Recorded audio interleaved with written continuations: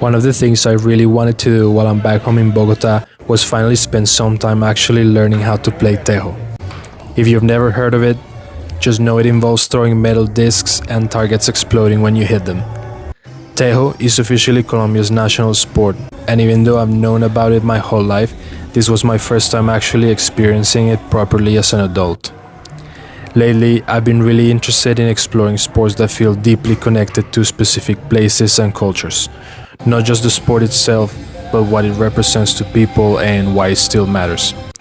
Tejo has roots going back hundreds of years in Colombia, and it feels like one of the best examples of that connection between sport, tradition, and identity. I went to Tejo La Embajada after my sister recommended it, and I really like seeing the way they're approaching the sport.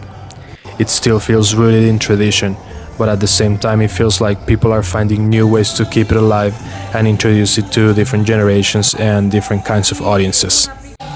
As someone who spent a lot of time living in the US, experiences like these also make me appreciate certain parts of Colombian culture in a completely different way. It stops feeling like just something you grew up around, and it starts feeling more connected to identity and heritage. And that's a big part of why I like exploring sports culture in the first place. Sometimes a sport tells you way more about a place than people realize. Definitely one of my favorite experiences from this trip so far.